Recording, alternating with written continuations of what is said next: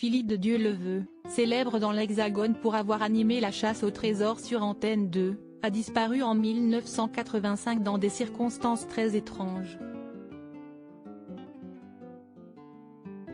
Au mois de février 2023, son neveu a sollicité la réouverture de l'enquête sur sa mort indiquant, pour justifier sa demande, que de nouveaux éléments le poussaient à croire à un meurtre.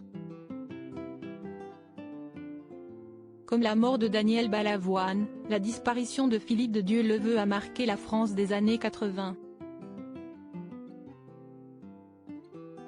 À l'époque des faits, l'homme est parmi les figures préférées des Français, sorte d'Indiana Jones sans arche perdue.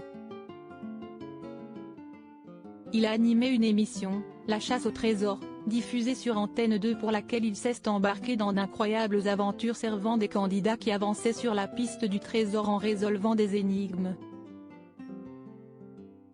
Saut en parachute en direct, plongée sous-marine, chute d'hélicoptère, rien ne semble l'effrayer.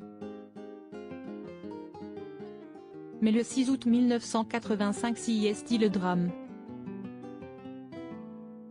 Il disparaît avec 6 compagnons lors d'une expédition au Zaïre, aujourd'hui République démocratique du Congo.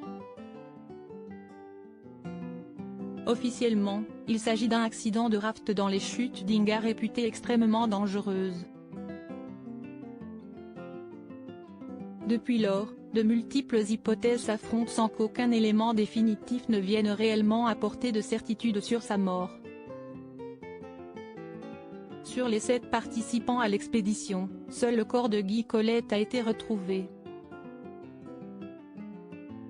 Philippe de Dieuleveux, alors âgé de 34 ans, s'est-il noyé, a-t-il été exécuté par une faction de mercenaires ou victime d'une bavure de l'armée zaïroise?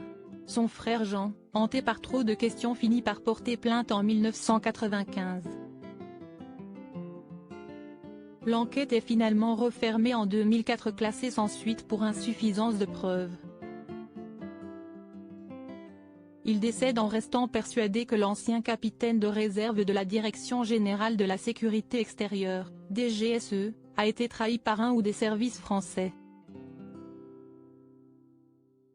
Une décision incompréhensible. L'hypothèse est reprise par Alexis, le fils de Jean, qui en février 2023 révèle dans les colonnes du Parisien, qu'il pense que son oncle a été assassiné et qu'il a obtenu une dérogation pour consulter les archives diplomatiques de Nantes classées secret défense. À la lumière des pièces trouvées, l'intéressé a déposé une requête auprès du parquet de Paris pour rouvrir l'enquête. Une démarche soutenue par 2 de ses oncles, qui ne faisaient toutefois pas l'unanimité dans son plan. Erwan, Tugdual et Anaïd, les enfants de Philippe de Dieuleveux, n'ont pas été informés de ces découvertes et se sont opposés à cette démarche, relatait en février Le Pays Malouin. Nous sommes opposés à une nouvelle instruction, mais cela ne veut pas dire qu'on ne cherche pas à savoir ce qu'il s'est vraiment passé, expliquait le cadet, auteur d'un documentaire sorti en 2006. Cette entreprise n'aura finalement pas été couronnée de succès. Ce 12 mai, Alexis de Dieuleveux a déploré que sa demande de réouverture d'enquête sur la disparition de l'animateur soit refusée par le parquet. Le tribunal de Paris a annoncé à son avocat, qu'il considère qu'il n'existe pas de charge nouvelle justifiant la réouverture d'une information judiciaire. Une déception immense pour l'auteur de Noyade d'État. Dans un courrier également signé par les frères de Philippe de Dieuleveux, il indique que la décision est pour lui incompréhensible. Il y a une volonté de ne pas faire toute la lumière sur cette affaire d'État.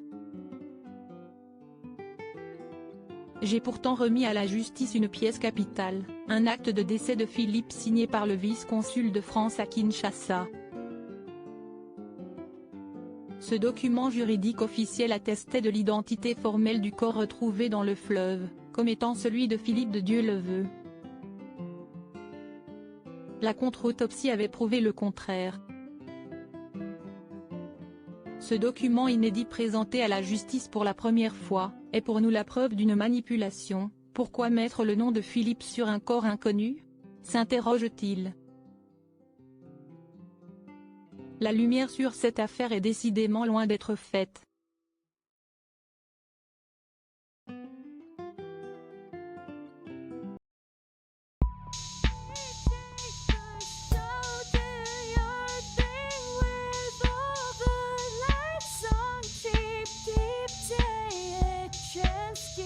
Keep